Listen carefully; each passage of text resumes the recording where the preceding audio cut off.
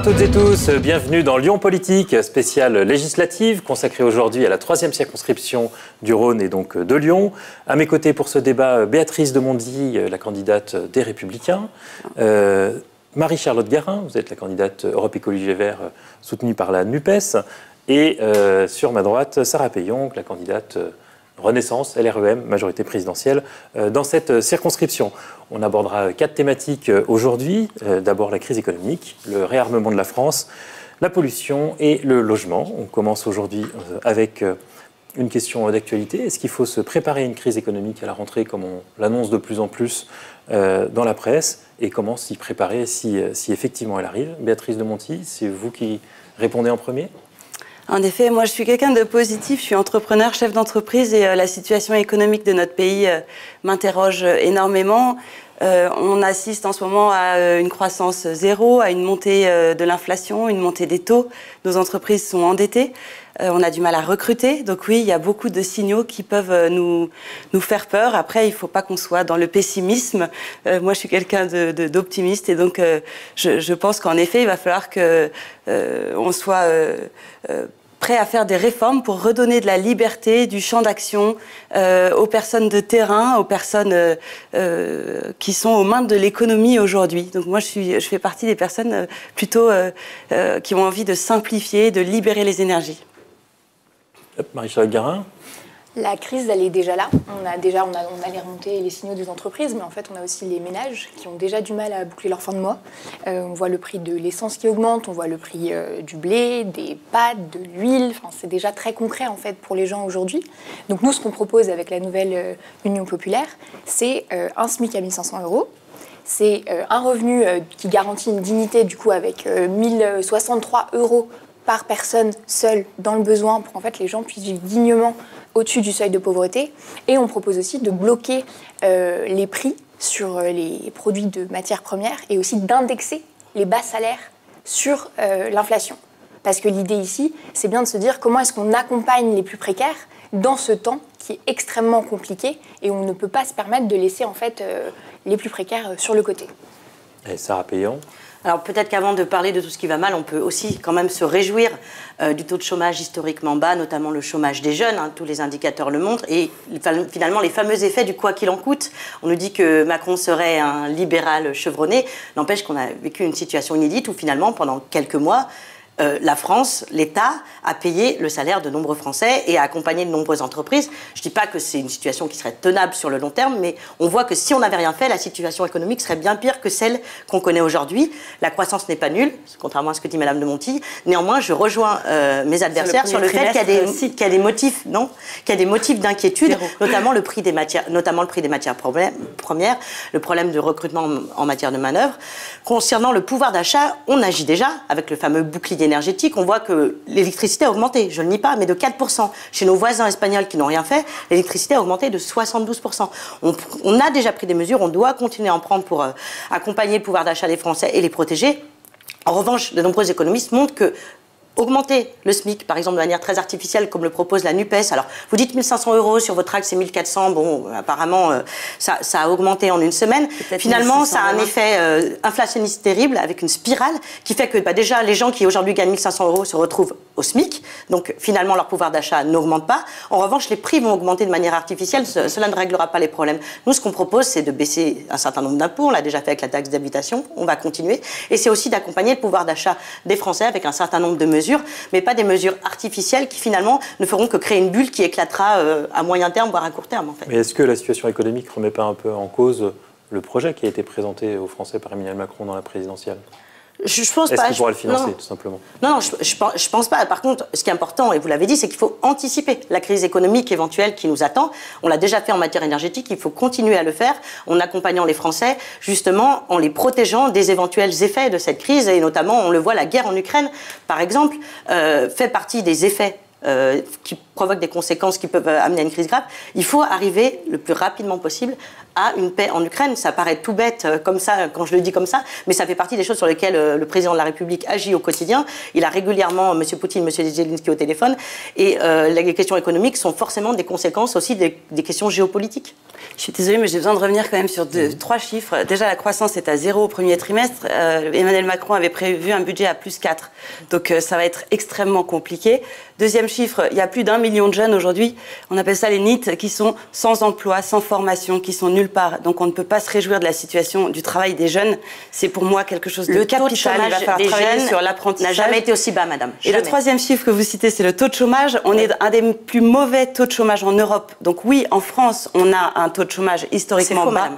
Mais je demande aux journalistes peut-être de regarder les chiffres et d'aller investiguer.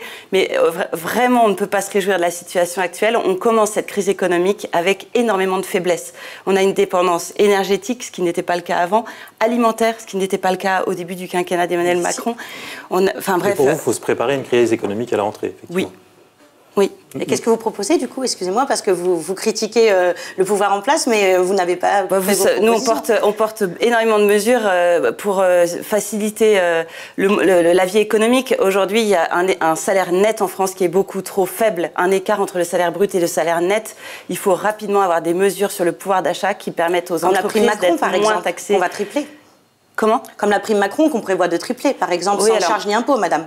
Oui, alors moi je ne suis pas du tout favorable à la distribution des chèques comme le fait aussi Jean-Luc Mélenchon. Il va falloir qu'on dise aux Français qu'il n'y a pas d'autre solution que de se relever les manches. Alors, pas de chèques pour les salariés, mais des chèques pour les patrons. Il faut libérer les énergies, il faut faire confiance aux entreprises, aux entrepreneurs, aux personnes de terrain. Voilà, mais pas aux salariés. Il faut arrêter de distribuer des chèques et des primes. On en a marre. Vous dites qu'il faut réduire les charges patronales, je suis désolée, c'est une forme de distribution de chèques, mais pour les patrons, pas pour les salariés. Non, on libère les énergies des patrons. Vous êtes à ça de nous dire qu'il suffit de... Non, quand on réduit les taxes, en fait, c'est immédiatement de la hausse de pouvoir d'achat pour les salariés. Oui, et quand on supprime par exemple la CVAE, ce qu'on propose, qui est quand même une charge pour les entreprises d'une certaine taille, c'est exactement ce que vous proposez, c'est ce qu'on a prévu de faire, c'est dans le programme d'Emmanuel Macron, pas dans le programme de Valérie Pécresse. Quand on regarde les chiffres également, la facture de l'énergie a augmenté. Donc elle a augmenté. Là, pour l'instant, sur ce début de ce débat, vous nous dites finalement des mensonges sur la réalité de la situation. Pas du tout, madame. Les Français le savent, ils voient bien que leur pouvoir d'achat a baissé. Mais je ne dis pas le contraire. Je dis qu'on protège et qu'on essaye de réduire cette hausse au maximum. Je ne nie pas la situation internationale. Marie-Charlotte Galland, vous avez un peu moins entendu sur l'accusation de déclencher une spirale inflationniste en augmentant le SMIC. Vous vouliez peut-être répondre. Mais l'inflation dans laquelle on est, elle est prévue pour durer pour au moins 2 ans. On est à 5%. Et la solution, c'est pas d'augmenter les taux via la BCE et de rentrer dans une espèce de spirale d'austérité. Là, on dit il faut protéger les plus précaires. Mais l'austérité sera beaucoup plus forte.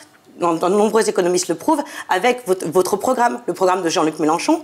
Il est critiqué par de nombreux économistes parce que finalement, la France se retrouverait par de nombreux économistes. La France, les théories économiques se défendent de droite et de gauche. Oui, alors en l'occurrence, c'est plutôt des économistes de gauche qui aujourd'hui, plutôt de la sensibilité du PS, qui fait partie de la NUPS, qui s'expriment pour dire que justement, finalement, cette situation ne sera pas tenable et que le tournant de la rigueur qu'on a connu dans les années 80 sera bien pire avec vos mesures.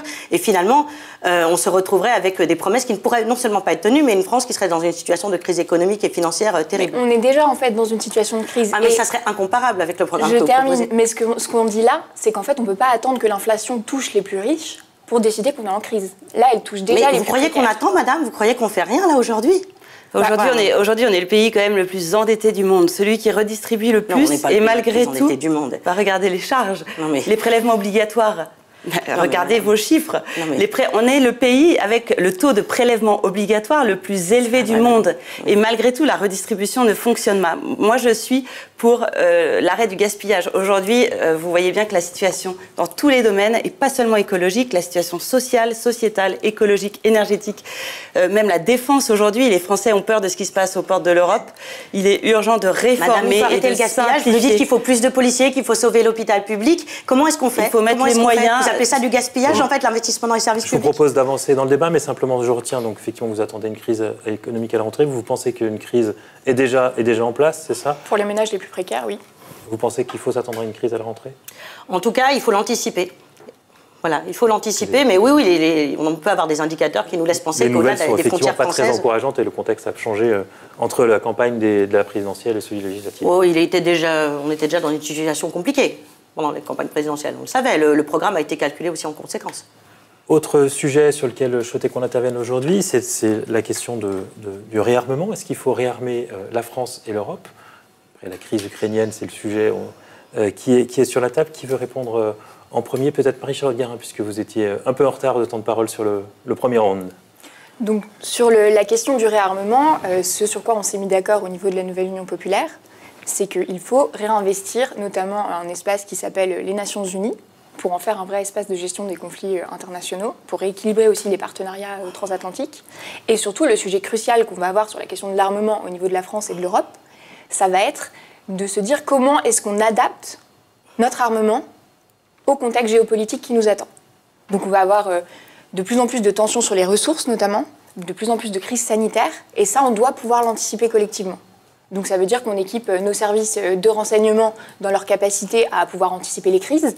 Ça veut dire qu'on investit aussi sur le matériel militaire pour qu'il soit adapté à ces crises. Et c'est là où on se recentre et on se dit, OK, comme tout le reste de notre société, on doit pouvoir adapter chaque pan à la crise climatique qui vient pour être justement plus résilient et se retrouver moins dans des situations de dépendance. Comme on est là, on parlait de la crise économique. La crise économique, Madame Peillon l'a dit, c'est aussi un résultat direct de la crise en Ukraine, de la crise Covid qu'on a connue. Donc c'est se dire comment est-ce qu'on rend aussi notre armée, notre coopération européenne plus résiliente de ce point de vue-là. Il faut assumer d'investir plus dans la défense nationale? En tout cas, il va falloir investir différemment. Je ne suis pas sûre que ce soit la position de Jean-Luc Mélenchon qui, lui, voulait sortir de l'OTAN. C'est vrai qu'aujourd'hui, il y a une guerre aux portes de l'Europe. Il y a aussi des menaces terroristes qui pèsent sur notre pays. Et enfin, il y a aussi des problèmes de cybersécurité. Il va falloir qu'on investisse énormément dans la cybersécurité. Emmanuel Macron, au début du quinquennat, a décidé de baisser les dépenses de défense. D'ailleurs, ça lui a valu la démission du général. Jean-Luc Mélenchon, lui, voulait sortir de l'OTAN. Nous sommes favorables à une indépendance sur le domaine de la défense, à des investissements. Il faut aussi qu'on s'appuie sur l'Europe. Je ne suis pas favorable à une armée européenne, mais je pense qu'il faut y ait des accords et un travail en commun avec les autres pays européens, évidemment. Je précise simplement, je suis la candidate de la nouvelle Union populaire écologique et sociale. Je ne suis pas la candidate de Jean-Luc Mélenchon. Oui, mais vous souhaitez qu'il soit Premier ministre, madame. Et monsieur Jean-Luc Mélenchon est pour la sortie d'abord du commandement intégré de l'OTAN et ensuite de l'OTAN. Et c'est un point de désaccord majeur entre vous. On est quand même sur des sujets structurants pour l'avenir de la France et de l'Europe. Vous n'avez pas réussi à vous mettre d'accord. Et pourtant, ce monsieur sera, si vous gagnez aux élections législatives, votre futur Premier ministre. Donc ça veut dire que c'est une erreur. C'est le président qui nomme le Premier ministre. Oui, mais... En tout cas, c'est leur communication. Je me permets de répondre. Oui. C'est un mensonge. Dans toutes les familles politiques, il y a des désaccords. Là, pour cette élection, on s'est réunis... Sur des sujets structurants. Là, pour cette élection, on s'est réunis en famille élargie. Le programme est extrêmement transparent. Vous pouvez aller le voir. Il y a les éléments et il y a les éléments sur lesquels on n'est pas d'accord. Moi, je vous ai exposé ce sur quoi on était d'accord, sur l'essentiel. Et après, il y aura un débat démocratique qui sera fait à l'Assemblée nationale. Alors, on ne peut pas contester la méthode, là, sur le coup. Alors, moi, je suis désolée, du moment où vous avez des désaccords majeurs qui font que vous n'êtes pas d'accord au moment de l'élection présidentielle et que vous arrivez miraculeusement à vous mettre d'accord avec des calculs mathématiques pour vous répartir des circonscriptions 2 mois après et que votre programme, finalement, n'est pas le même et votre alliance et votre rassemblement n'est pas le même en avril et en juin, je suis désolée, mais on est sur un accord qui n'est pas un accord programmatique, mais un accord tactique. Je pense que les Français ne sont pas dupes et quand, sur des questions aussi importantes que les questions énergétiques, les questions de défense, sur la question de l'Ukraine, notamment, vous n'êtes pas d'accord, on voit bien que la France serait ingouvernable si la NUPES arrivait au pouvoir. Après, je vais revenir peut-être au sujet qui nous intéresse. Moi, je suis pour une Europe de la défense. Il y a eu un premier budget européen de la défense qui a été voté en 2021. C'est un début. Ça ne suffit pas, mais c'est un premier pas. La France est certes la 7e puissance militaire mondiale, mais il faut rester modeste. Hein. Tout seul, on n'est pas forcément en capacité de répondre aux menaces externes. On a commencé à anticiper et à investir dans les questions d'innovation. Vous parliez de cyber, il y a les questions spatiales, il y a la question de l'adaptation au réchauffement climatique. Toutes ces crises-là, elles sont anticipées par une loi de programmation militaire de 2019 à 2025 qui a été votée avec un budget inédit, contrairement à ce que vous dites, justement parce que l'armée était à un point de rupture. Pourquoi le général a démissionné alors? Oui, quelles étaient ses motivations? Je pense que la baisse des dépenses de l'armée. Non, mais justement, là, je vous parle d'une loi qui a été votée en 2018 avec 200 milliards d'euros, des investissements inédits et pour des armes, quand on dit armes, c'est un terme large, hein, un drone peut être une forme d'arme, des lentilles à vision nocturne sont des armes, qui sont des innovations technologiques qui n'existaient pas jusqu'alors et qui permettent de faire la guerre différemment, notamment ce qu'on appelle les interventions zéro mort, qui permettent parfois d'avoir des interventions justement pour anticiper des combats. Et on continue à investir. Après, je continue de penser que la France toute seule ne peut rien, qu'on l'a vu avec la guerre en Ukraine. S'armer, c'est aussi armer nos alliés. Quand on donne 100 millions d'euros de matériel militaire à l'Ukraine, c'est bien parce que la France a les moyens de le faire. Et ça fait partie aussi des sujets importants. Sur les questions de défense, on ne peut pas penser que la France est un îlot isolé, et la sortie de l'OTAN, pour moi, serait une erreur majeure. On sait qu'Emmanuel Macron est le spécialiste du « en même temps ». Moi, c'est quelque chose qu'en tant que chef d'entreprise, j'ai jamais réussi à dire à mes équipes « en même temps ». En fait, un chef, il tranche, il décide, il oriente. Avec la guerre en Ukraine, on a exactement la même chose. On a un Emmanuel Macron qui parle à l'Ukraine, qui parle à la Russie. L'Ukraine n'est pas contente de la posture d'Emmanuel Macron vis-à-vis de la Russie. On a le « en même temps ». Ça s'appelle la médiation et la géopolitique, madame. Oui. Qu'est-ce que vous proposez? Vous, pour l'Ukraine, vous proposez qu'on attaque la Russie? Je propose des positions très claires, des décisions, des orientations. C'est la raison pour laquelle je ne suis absolument pas macroniste. C'est que je pense que ça fait 5 ans qu'Emmanuel Macron fait du « en même temps » dans tous les domaines. Madame? Moi, je veux des positions claires. Même M. Zelensky remet à sa place Emmanuel Macron. Il nous fait croire qu'il communique. Alors, on a eu cette grande communication autour des discussions avec Emmanuel Macron quelques semaines avant le 24 février. Après, on a des communications Emmanuel Macron qui est en train d'appeler le président. Vous parlez plus d'Emmanuel Macron que moi, madame. Vous êtes sa représentante demain. Non, mais c'est surtout que vous ne parlez pas du tout de votre programme, puisque manifestement, vous n'en avez pas. Vous n'avez pas fait une seule proposition. Vous ne faites qu'attaquer, en fait, Emmanuel Macron. Renforcer la défense. Depuis le début, je vous dis que nous voulons renforcer la défense, ce que vous n'avez pas fait. Mais excusez-moi, madame, mais qu'est-ce que vous proposez? Est-ce que les Français ont entendu parler de la défense pendant le premier quinquennat d'Emmanuel Macron? Mais qu'est-ce que vous proposez, madame, encore une fois? Des moyens pour la défense et des positions fermes. Marie-Charlotte Garlin revenir une dernière fois sur ce sujet, ou sinon on avance sur la thématique, le débat avance? Non, mais renforcer la défense, ça veut tout et rien dire, en fait. Il faut être capable d'avoir du courage politique. C'est ça, courage politique. Il est chef des armées, notre président. C'est du courage politique de ne pas avoir de mesures claires et précises derrière. Il y a une importance fondamentale d'être précis. C'est un sujet qui est trop sérieux pour se permettre de faire du flou, en fait. C'est de travailler avec l'Europe, c'est de créer des alliances, d'un côté... Allez, je vous propose qu'on avance dans ce débat. On a vécu cette semaine une vague inédite de chaleur qui s'accompagne évidemment d'une vague de pollution de l'air. Quelle réponse apporter? Est-ce que ça peut être le rôle de vous, mesdames, si vous êtes élues députées, de porter des lois qui seraient des réponses à ce type de situation? Qui veut commencer? Peut-être Béatrice de Montilly, cette fois-ci. Moi, je pense en effet que la qualité de l'air, évidemment, je suis mère de famille, j'ai envie que mes enfants grandissent dans une ville qui est la plus saine possible. Je fais confiance à tous les acteurs, que ce soit les individus sur le tri des déchets. Il y a encore beaucoup de choses à faire. On pourrait être beaucoup plus efficace dans la ville de Lyon et dans la collectivité métropolitaine. Il faut qu'on investisse dans nos fenêtres, notre chauffage pour que tout ça soit plus éco-responsable. Donc il y a une responsabilité individuelle. Il y a une responsabilité aussi qui passe par le secteur privé. Moi, je suis proche des entrepreneurs de la région. Il y a des magnifiques startups qui travaillent sur cette qualité de l'air en travaillant sur les données qu'on peut récupérer, sur la digitalisation. Et évidemment, un accompagnement par les services publics, avec ça, c'est le rôle du politique. Mais pour moi, le politique n'est pas le seul acteur de cette transition écologique. C'est la raison pour laquelle je ne suis pas d'accord avec cette posture des écologistes qui mettent l'écologie toujours au premier plan. Pour moi, l'écologie est transversale. Elle est aussi bien entre les mains des politiques que des acteurs privés et des individus. Marie-Charlotte Garlin. Ce que je trouve incroyable, c'est dès qu'on parle d'adaptation au réchauffement climatique, la droite, vous nous sortez toujours les déchets. Donc c'est vraiment la politique de la touillette de la machine à café. Non, je peux vous parler d'énergie aussi. Nous, on était pro-nucléaire. Monsieur Macron a fermé les centrales nucléaires, ce qui nous rend dépendants aujourd'hui énergiquement. On va peut-être laisser répondre à Marie-Charlotte Garlin. Merci. Ce que je disais, donc, c'est je trouve ça assez incroyable, ce refus de voir en fait le besoin d'un changement systémique. Et vous parlez du coup du fait que vous voulez que vos enfants vivent dans une ville plus saine, plus apaisée. Et puis dès que les écologistes proposent quelque chose, vous hurlez au loup. Donc ça, je trouve ça assez intéressant. Très concrètement, sur la question de la pollution de l'air, Effectivement, on voit des chiffres qui sont très inquiétants avec notamment la sécheresse aussi qui augmente. Je rappelle que c'est quand même 100 000 morts prématurées de la pollution de l'air par an. Premier point. Et très concrètement, comment on agit? Donc au court terme, on végétalise les villes, ce que fait déjà la majorité à Lyon. Végétaliser les villes, c'est 10 degrés quand même en moins qu'on gagne. Et en fait, on voit clairement la différence. Enfin, vous voyez quand on passe dans un parc, la différence de température par rapport... Et nous, on a une circonscription où c'est quand même assez bitumé par endroits. Donc très minéral, je suis d'accord avec vous. On le voit. Ensuite, qu'est-ce qu'on peut faire d'autre? On accélère la rénovation énergétique des bâtiments pour éviter que les gens se retrouvent à travailler dans des bâtiments à 30 degrés. Et enfin, là, il va falloir aussi qu'on ait une vigilance, notamment pour nos aînés, et je pense aussi à nos enfants, dans les écoles, dans les crèches, etc. Parce qu'en fait, ça va être de plus en plus compliqué. Donc il faut vraiment qu'on ait des structures qui peuvent les accueillir. Et sur le long terme, en fait, on met le paquet, quoi. Ça s'appelle la planification écologique. C'est 200 milliards pour investir à fond et s'adapter à la résilience, enfin, en tout cas pour construire une société qui soit plus résiliente face à la pollution de l'air, parce que ça tue des gens aujourd'hui, quoi. On ne peut pas ignorer ça.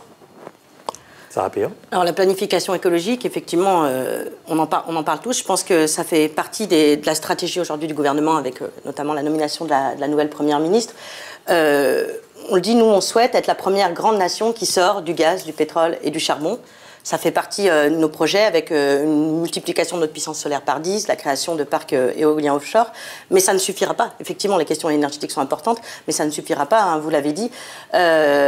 Il faut végétaliser les villes, je ne dis pas le contraire, mais dans ce cas-là, il faut par exemple terminer le parc Blandan, ce qui n'est pas prévu aujourd'hui par la majorité écologiste dans sa programmation pluriannuelle à la métropole de Lyon. Mais il faut aussi, et là je suis désolée, je vais faire du en même temps, mais densifier nos villes. Aujourd'hui, pourquoi est-ce qu'on a aussi si, madame, il faut accepter un peu de densification. Aujourd'hui, qui peut vivre en centre-ville? On va en parler avec la question du logement. C'est les gens qui en ont les moyens parce qu'il y a un problème d'offre de logement. Aujourd'hui, on a des villes qui, aujourd'hui, ont souffert avec leur développement d'étalement urbain. Il y a des gens qui font des trajets, ce qu'on appelle les trajets pendulaires domicile-travail, qui rentrent dans Lyon, qui ressortent de Lyon avec leur voiture, alors parce qu'ils travaillent loin, ils n'ont pas les moyens de travailler près des lieux où les emplois sont, c'est-à-dire en centre-ville. Donc il faut de toute façon accepter cette densification. Ça n'empêche pas la végétalisation, mais on doit l'accepter. Et puis il faut des moyens de transport en commun performants. Moi je suis très inquiète sur le développement des transports en commun lyonnais. On l'a vu avec l'épisode du téléphérique, on le voit avec les plans métro qui sont arrêtés.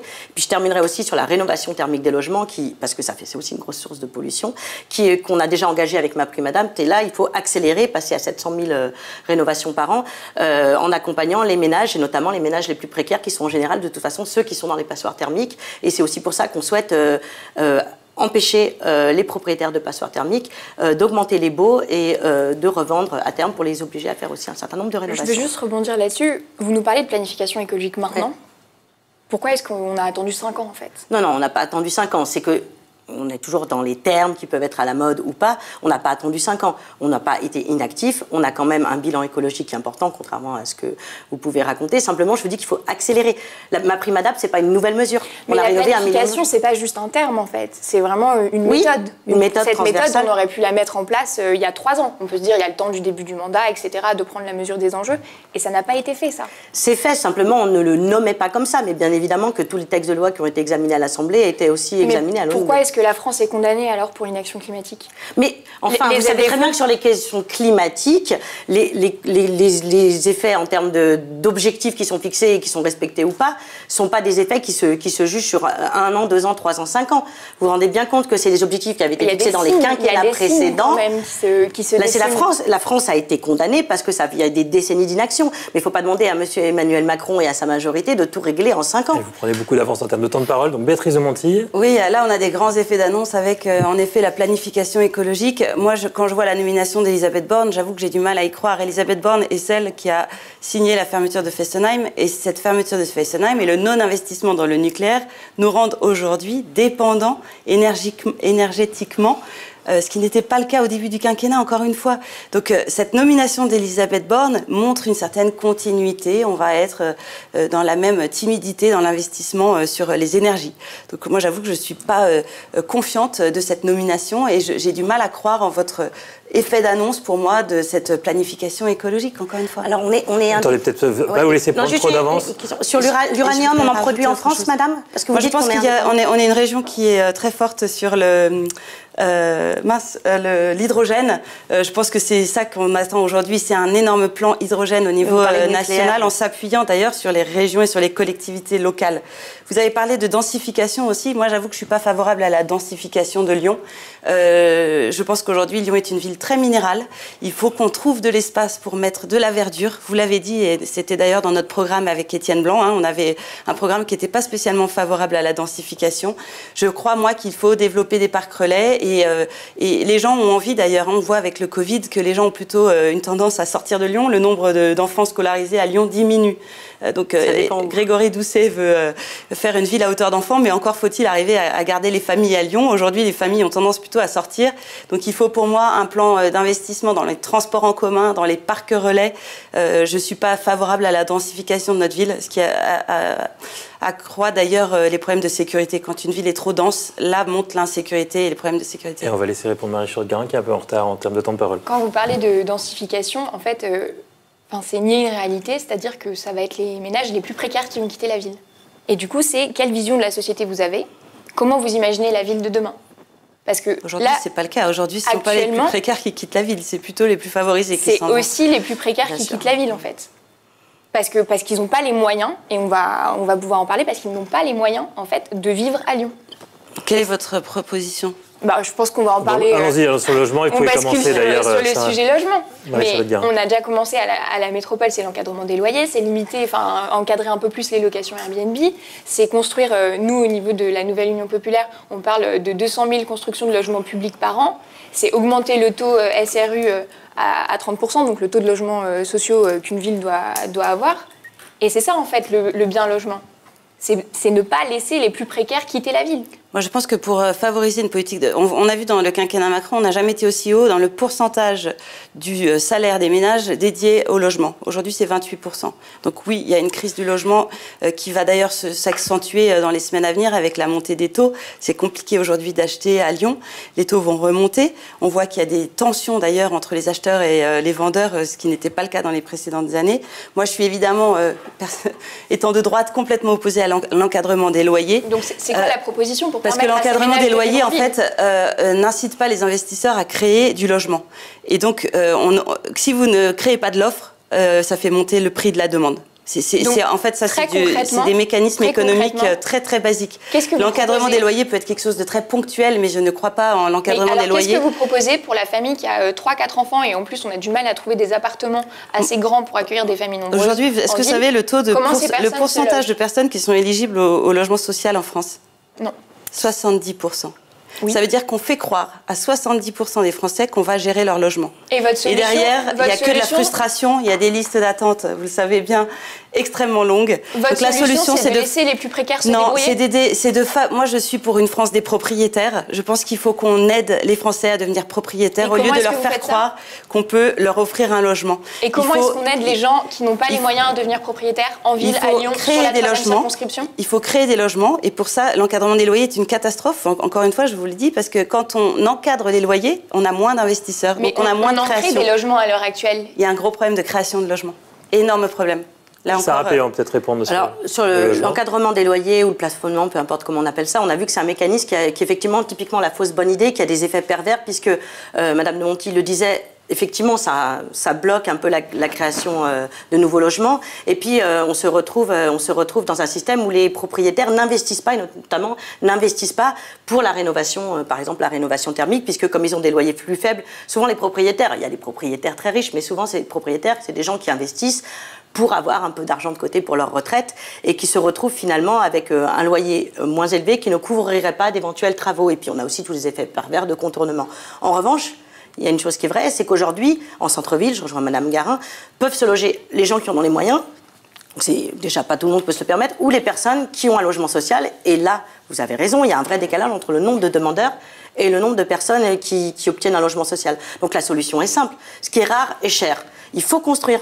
Et je ne dis pas qu'il ne faut pas végétaliser, je dis qu'il faut accepter un peu de densification, il faut construire des logements et tout type de logements. Il faut de l'accession à la propriété, des logements locatifs, des logements sociaux, des logements sociaux étudiants aussi également. C'est en augmentant l'offre aussi, hein, vous parlez de mécanismes basiques, mais c'est en augmentant l'offre qu'on peut aussi faire baisser les loyers. Et puis il y a aussi des systèmes d'accompagnement, plutôt qu'être dans la sanction ou le plafonnement, d'accompagner, pour que tout le monde soit gagnant, les propriétaires qui baisseraient ou réduiraient leur loyer avec une incitation fiscale. Ça fait partie des mécanismes qui peuvent être efficaces. Et on laisse répondre une dernière fois Marie-Charlotte Garin, puisque vous êtes un peu en retard en termes de débat. Est-ce qu'il faut construire plus dans l'agglomération ?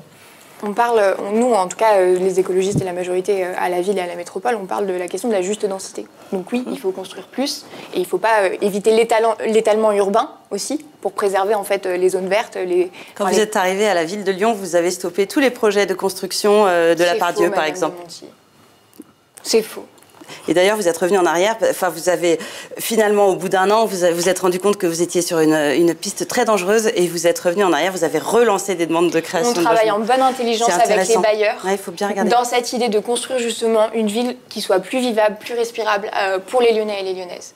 Il ne faut pas faire de fausses polémiques là-dessus. Il reste 3 ans, on jugera dans 3 ans. On jugera dans 3 ans. Allez, je vous propose de conclure ce débat avec chacune, mesdames, un mot de 30 secondes de conclusion. Sarah Peillon, vous aviez terminé tout à l'heure, donc je vous propose de commencer. Bien sûr. Le 12 et 19 juin, vous devrez choisir le futur député de la 3e circonscription du Rhône. Si vous me faites confiance, je serai une députée présente, engagée, à vos côtés. Je créerai un conseil de circonscription qui nous permettra d'échanger sur ces différents sujets sur lesquels nous avons parlé avec nos adversaires aujourd'hui. Et je prendrai des décisions, non pas en vous faisant croire que vous ferez la loi à mes côtés, mais en vous consultant régulièrement. Vous le voyez, la députée a un rôle sur votre quotidien. Les lois que nous voterons demain peuvent changer la vie des Lyonnaises et des Lyonnais et je me propose de porter votre voix à l'Assemblée nationale. Marie-Charlotte Garin. Je suis Marie-Charlotte Garin, j'ai 26 ans. Sur la 3e circonscription du Rhône, ce qu'on propose avec la nouvelle union populaire, écologique et sociale, c'est bien une 3e voie entre l'extrême droite et l'extrême libéralisme. C'est une voie qui nous permet à tous et toutes de vivre dignement et ça nous permet une alternance au dernier mandat et aux 5 ans de Macronie qu'on a connus. Donc c'est le SMIC à 1 500 €, les retraites à 60 ans, la planification écologique et c'est aussi, si je suis députée, c'est de pouvoir porter la voix de la génération climat à l'Assemblée nationale.